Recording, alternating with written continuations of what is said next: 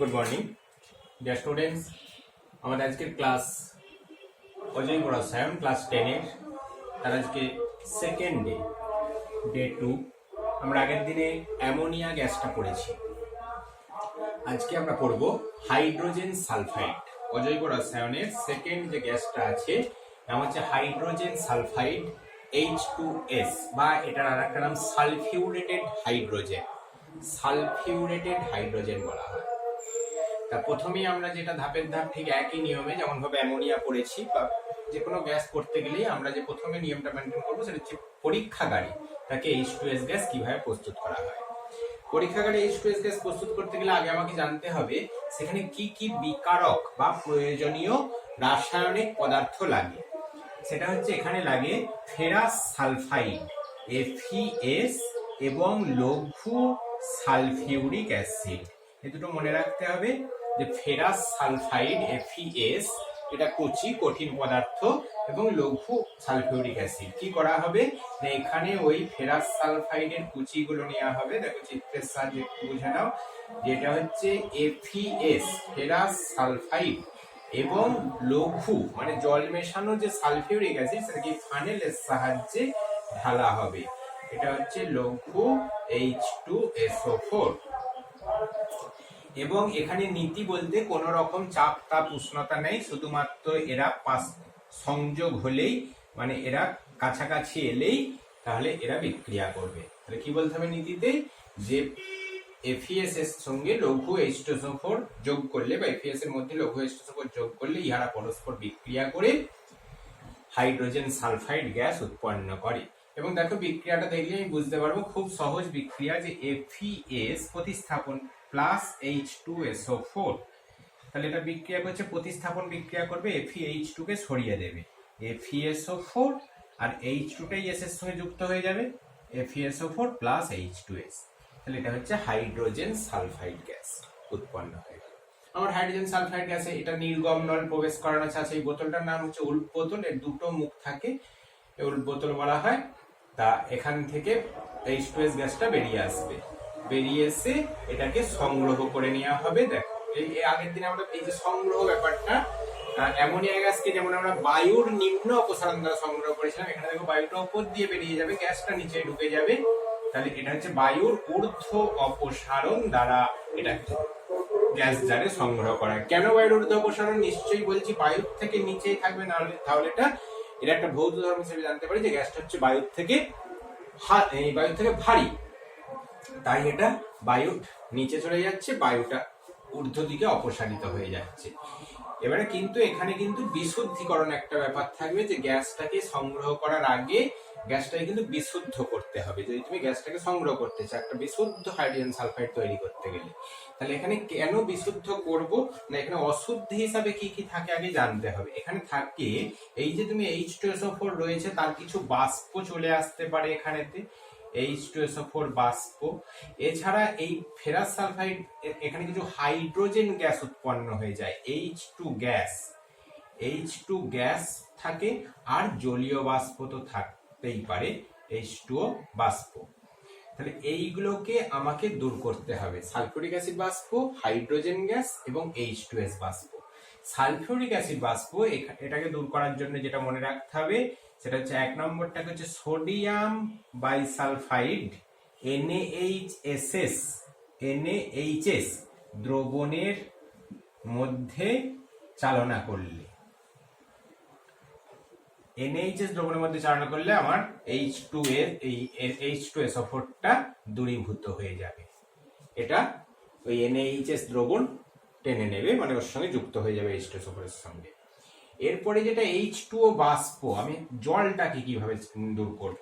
জলটাকে দূর করার জন্য আমাকে যেটা করতে হবে সেটা হচ্ছে যে P2O5 ফসফরাস পেন্টাক্সাইড। দেখো আগের দিন আমরা অ্যামোনিয়া গ্যাসকে জল তাড়িয়েছিলাম কি দিয়ে না, পোড়াচুন দিয়ে। সেখানে ছিল অ্যামোনিয়াটা ক্ষারীয় বলে পোড়াচুনটাও ক্ষারীয় পদার্থ নিতে হবে, না হলে বিক্রিয়া করে যেতে পারতো।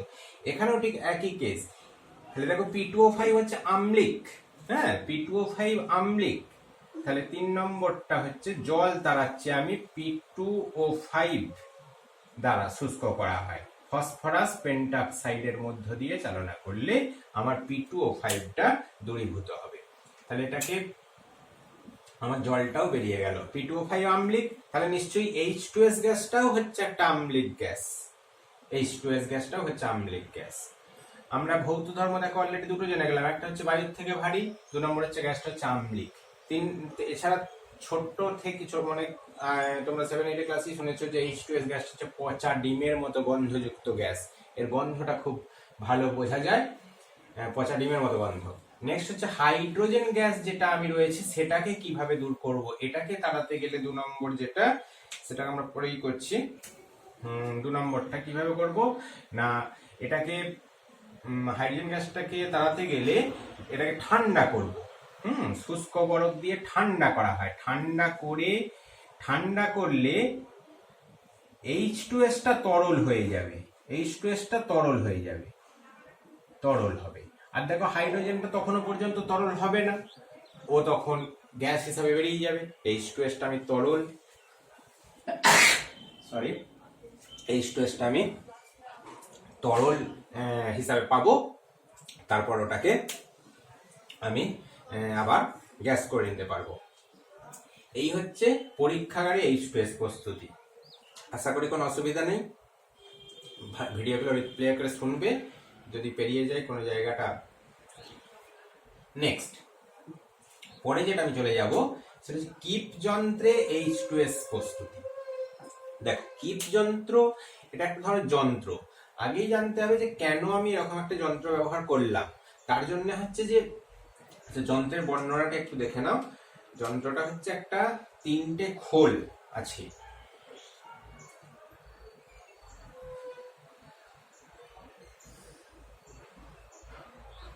বইতে তোমরা দেখতে পারো।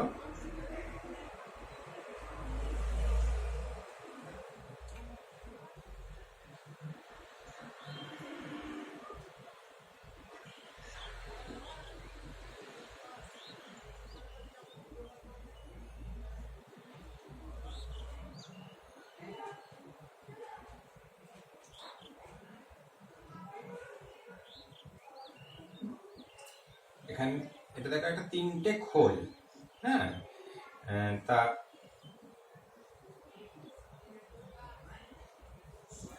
এই একই জিনিস আমাকে বিকারক হিসাবে ওই জিনিসটাই লাগবে। আমাকে কি নিতে হবে না, এফিএস এর পুঁজি। এখানে দেখো এই যে 1 নম্বর 2 নম্বর 3 নম্বর, তা 1 নম্বর গোলকের সঙ্গে 3 নম্বর গোলকের যোগাযোগ আছে, 2 নম্বরের সঙ্গে 3 নম্বর গোলকের যোগাযোগ আছে, কিন্তু 1-এর সঙ্গে 2-এর ডাইরেক্ট কোনো যোগাযোগ নেই। এটা বুঝতে হবে যে এখানে আমার এফিএস এর পুঁজিগুলো 2 নম্বর গোলকে নেওয়া হয়, আর 1 নম্বর গোলকে যেটা নেওয়া হয়, 1 নম্বর গোলকে নেওয়া হয় সেটা হচ্ছে তোমার H2SO4। এখানে সালফিউরিক অ্যাসিড ঢালা হবে, লঘু সালফিউরিক অ্যাসিড। তো যখন ঢালা হবে এখানে পড়বে, এখানে পড়ে এটা সঙ্গে সঙ্গে 3 নম্বরে চলে আসবে। দেখো 3 নম্বরে আসার পরেই এটা কিন্তু আস্তে আস্তে 2 নম্বরের দিকে যেতে থাকবে। যখনই 2 নম্বরের দিকে যেতে থাকবে তখনই এর সঙ্গে সংযোগ হয়ে যাচ্ছে, তার মানে বিক্রিয়া শুরু হয়ে যাবে। এবারে বিক্রিয়া শুরু হলে H2S গ্যাস তৈরি হবে। H2S গ্যাসটা এই 2 নম্বরেতেই কিন্তু জমা থাকবে। আমি আমার প্রয়োজন মতো স্টপকক খুলে কিন্তু এটাকে ব্যবহার করে নিতে পারবো। H2S গ্যাসটার পরীক্ষাগারে একটা বিশেষ ব্যবহার আছে, সেটা তোমরা পরবর্তীকালে জানবে যে ধাতব আয়ন শনাক্তকরণের কাজে একটা যৌগের মধ্যে কি ধাতু আছে সেটা জানার জন্য আমাকে এই H2S গ্যাসের ব্যবহার আছে। তাই H2S কে বারে বারে খুব সামান্য পরিমাণে ব্যবহার করা হয়। এখানে কিন্তু এই যে H2S তৈরি হচ্ছিল 1 নম্বর এটাই কিন্তু তুমি বেশিক্ষণ রাখতে পারবে না, আস্তে আস্তে এটা বায়ুর সঙ্গে কিন্তু মিশতে থাকবে। হ্যাঁ, এটা বিশুদ্ধ ভাবে আমি বেশি পাবো না, তার জন্যই আমাকে কিন্তু কিপ যন্ত্র রেখে বা যাতে এটাকে রেখে দেওয়া যায় অনেকক্ষণ পর্যন্ত H2S গ্যাস। এবং দেখো কেমন মজার জিনিসটা, যে এখানে H2S গ্যাসটা যখনই তৈরি হয়ে গেল এবার তুমি ব্যবহার করে নিলে তখন এখানটা খালি হয়ে যাবে, আবার কিন্তু H2S তৈরি হবে। কিন্তু যদি তুমি ব্যবহার না করো তাহলে কিন্তু H2S গ্যাস এখানে জমা হতে থাকবে, বিক্রিয়া করে জমা হতে। যখনই গ্যাসটা বেশি পরিমাণে জমা হবে গ্যাসটা কিন্তু নিচের দিকে চাপ দেবে, এখানে চাপ দেওয়ার জায়গা একটাই ফাঁকা রয়েছে, অটোমেটিক এই তরলটাকে সে কিন্তু সরাতে থাকবে। তরল মানে সালফিউরিক অ্যাসিডটা যখনই সরাতে থাকবে তখন কিন্তু বিক্রিয়া কিন্তু বন্ধ হয়ে যাবে। মানে তোমার বেশি এখানে H2S জমে গেলেই অটোমেটিক কিন্তু বিক্রিয়াটা স্টপ থাকবে। আবার রিয়াকশনটা চালু হবে। যখনই তুমি H2S ব্যবহার করে নেবে তখনই চাপ কমে যাবে, আবার 1 নম্বর থেকে 3 নম্বরের মাধ্যমে 3 নম্বর থেকে 2 নম্বরে অ্যাসিড যাবে, 1 থেকে 3 হয়ে 2 এ অ্যাসিড যাবে। যখনই গ্যাস জমে যাবে তখনই চাপ দিয়ে সে অ্যাসিডটাকে নামিয়ে দেবে, আবার চাপ কমে গেলেই অ্যাসিডটা নিজের থেকে 1 থেকে 3 এ এবং 3 থেকে 2 এ সংযুক্ত হবে FeS এর সাথে। এইভাবে আমার কিপ যন্ত্রে H2S প্রস্তুত করা হয়। বোঝা গেল? নেক্সট আমরা চলে যাব H2S এর ধর্ম। তাহলে আমরা প্রস্তুতির দিকটা অনেকটাই কভার করে নিলাম। নেক্সট আমরা এবারে যে দ্বিতীয় ধাপ সেটা হচ্ছে ধর্ম। H2S হাইড্রোজেন সালফাইডের ধর্ম। তা প্রথম একটা ধর্ম আমরা জেনে গেছি যে এটার ভৌত ধর্মগুলো বায়ুর থেকে ভারী, জলে দ্রাব্য, হ্যাঁ, এবং উষ্ণতা কমলে, যে কোনো গ্যাস কি উষ্ণতা কমালে তার জলের দ্রাব্যতা বাড়ে। 2 নম্বর ধর্ম। 3 নম্বর যে ধর্ম এটা হচ্ছে আম্লিক। 3 নম্বর এটার প্রথম যে ধর্মটা, ধর্মের প্রথম 3 নম্বর ধর্ম সেটা হচ্ছে এটা আম্লিক গ্যাস। কেন না এটা জলের সঙ্গে বিক্রিয়া করে হাইড্রোক্সোনিয়াম বা H3O+ আয়ন তৈরি করে। নেক্সট 2 নম্বর ধর্ম হিসাবে মনে রাখবো, তোমাদের যেগুলো সিলেবাস আছে সেগুলোই লিখেছি এখানে। যেটা 1 নম্বর হচ্ছে 2 নম্বর হচ্ছে অ্যাসিড যুক্ত পটাশিয়াম ডাইক্রোমেট, কমলা বর্ণের। এটা রংটা কিন্তু কমলা। অ্যাসিড যুক্ত পটাশিয়াম ডাইক্রোমেট, তার রংটা হচ্ছে কমলা বর্ণের। তার মধ্যে যদি H2S গ্যাস চালনা করি তাহলে যে বর্ণটা হবে সেটা হচ্ছে, দ্রবণটা বর্ণ হয়ে যাবে সবুজ, কারণ এটা ক্রোমিক সালফেট উৎপন্ন হবে। সমীকরণটা মুখস্থ করবে। K2CR27 plus H2S plus H2SO K2SO4 plus CR2SO3 plus 3S plus 7H2 এরকম কিছু একটা আছে, দেখ এটা বিক্রিয়াটা করতে হবে। সেটা হচ্ছে CR2SO4 এটা সবুজ বর্ণের ক্রোমিক সালফেট উৎপন্ন হয় এবং সালফারের একটা অধক্ষেপ করবে, নিচেতে সালফার জমা হবে। হ্যাঁ, এটা হচ্ছে তাহলে H2S একটা এখানে বিজারক পদার্থ। এটা কিন্তু একটা মনে রাখতে হবে যে এটা আরেকটা প্রশ্নের উত্তর, যে প্রমাণ করো H2S একটি বিজারক পদার্থ। এখানে K2CR2SO4 কে বিজারিত করছে সবুজ বর্ণের এবং নিজে জারিত হচ্ছে, সালফার H2- আয়ন থেকে S উৎপন্ন করছে। তাহলে এখানে হচ্ছে H2S একটা নিজে বিজারক পদার্থ, ওই নিজে বিজারক পদার্থ এবং নিজে সে জারিত হয়। নেক্সট আরো যে 3টি এখানে আছে পরপর, এগুলো একই রকমের জিনিস, প্রত্যেকটাই কিন্তু কালো বর্ণ। বারবার বলছি মনে রাখবে। এটা তাহলে সবুজ হলো, 3টি কালো বর্ণ আছে FeS এর ক্ষেত্রে। কি কি না, CuSO4 এর সঙ্গে বিক্রিয়ায় কি ঘটে, কপার সালফেট দ্রবণ, লেড নাইট্রেট দ্রবণ এবং সিলভার নাইট্রেট দ্রবণ। CuSO4 দ্রবণ, লেড নাইট্রেট দ্রবণ এবং সিলভার নাইট্রেট দ্রবণ, প্রত্যেকটা দ্রবণের ক্ষেত্রে তার সঙ্গে H2S গ্যাসের বিক্রিয়ায় কি ঘটে না, CuSO4 এর সঙ্গে কপার সালফাইডের অধক্ষেপ পড়ে, কিউপ্রিক সালফাইডের।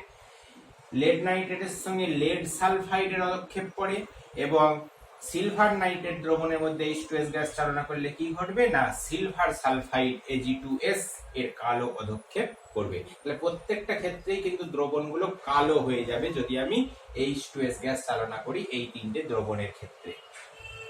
নেক্সট লাস্ট আরেকটি ধর্ম, সেটা হচ্ছে সদ্য প্রস্তুত সোডিয়াম নাইট্রোপ্রুসাইড।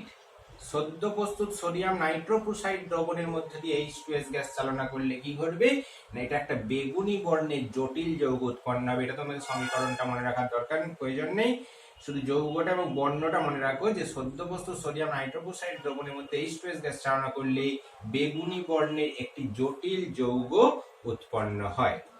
এই হচ্ছে সার্বিক H2S গ্যাসের ধর্মগুলো। আর এটাই আমার কিন্তু আবার H2S এর শনাক্তকরণ। হ্যাঁ, H2S গ্যাস একটা গ্যাস, যে H2S সর্বশেষ ধর্মের পরে যেটা আমরা পড়ি সেটা হচ্ছে শনাক্তকরণ। H2S গ্যাসটাকে শনাক্ত করবে কিভাবে, চিনবে কিভাবে না, সেটাকে এইভাবে আমার চেনা যায় যে সদ্য প্রস্তুত সোডিয়াম নাইট্রোপ্রুসাইড দ্রবণের মধ্যে H2S গ্যাস চালনা করলে আমার যদি দ্রবণটার বর্ণ বেগুনি হয়ে যায়, হ্যাঁ, তাহলে আমার সেটা হচ্ছে ওই গ্যাসটা হচ্ছে H2S গ্যাস।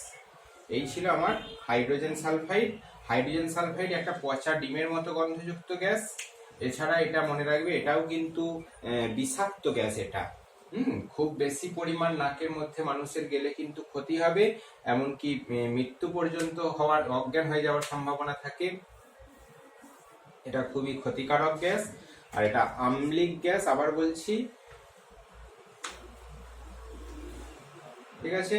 তো তোমরা এগুলো এইভাবে প্রথমে আমরা পরীক্ষাগার প্রস্তুতি এবং কিভাবে পরীক্ষাগার প্রস্তুত করা হয় তার নীতি, সমীকরণ, নীতি, প্রথমে হচ্ছে বিকারক, নীতি, সমীকরণ, বিশুদ্ধীকরণ এবং সংগ্রহ, এগুলো করব। তারপরে কিপ যন্ত্রে হাইড্রোজেন সালফাইড গ্যাস, আচ্ছা এখান থেকে দেখবে একটা শর্ট প্রশ্ন আছে, কিপ যন্ত্রে আর্গন গ্যাস প্রস্তুত করা যেতে পারে। দেখো আমি এঁকেছিলাম এখানে, দেখো যে কিপ যন্ত্র, সেখানে কিন্তু একটা সলিড থাকছে যেটা দ্বিতীয় পাত্রে থাকছে, আর যেটা লিকুইড বা গ্যাস লিকুইড স্টেটে থাকছে তরল অবস্থায়, সেটা কিন্তু 1 থেকে 3-এ চলে আসছে এবং সেটা 2-এ যাচ্ছে। তারপরে তার মানে যখনই যে কোনো গ্যাস প্রিপারেশনের ক্ষেত্রে আমার যদি, যেমন হাইড্রোজেন গ্যাসকে আমরা কিপ যন্ত্রে প্রস্তুত করতে পারবো, কারণ সেখানে জিঙ্কের ছিবড়া এবং লঘু সালফিউরিক অ্যাসিড প্রস্তুত করা, এই ব্যবহার করা হয়েছিল হাইড্রোজেন গ্যাস প্রস্তুত করতে। আর কি না, কার্বন ডাই অক্সাইড প্রস্তুত করতে আমরা ব্যবহার করতে পারবো, কারণ carbon die oxide calcium carbonate, এটা হচ্ছে সলিড, এবং লঘু হাইড্রোক্লোরিক অ্যাসিড এটা হচ্ছে লিকুইড। CO2 গ্যাসকে প্রস্তুত করতে পারবো। কিন্তু কালকে আগের দিনে যে আমরা অ্যামোনিয়া গ্যাস করেছি, অ্যামোনিয়াকে কিন্তু আমার কিপ যন্ত্রে প্রস্তুত করা যাবে না, কারণ ওখানে দুটোই কঠিন পদার্থ, একটা হচ্ছে অ্যামোনিয়াম ক্লোরাইড ছিল, আর একটা হচ্ছে পলি চুন বা পোড়া চুন, যে কোনো দিয়ে করা যায় সেটা ছিল। তাহলে দুটোই এখানে সলিড যেহেতু সেটা করা যাচ্ছে না। তাহলে মনে রাখতে হবে যে যেগুলো আমার একটা সলিড একটা লিকুইড, তারাই কিন্তু কিপ যন্ত্রে প্রস্তুত করা যায়। আজ এ পর্যন্তই, আমরা হাইড্রোজেন সালফাইড শেষ করলাম, পরের ক্লাসে আমরা নাইট্রোজেন পাবো। ওকে, ভালো থাকবে, আজ এখানেই শেষ করলাম।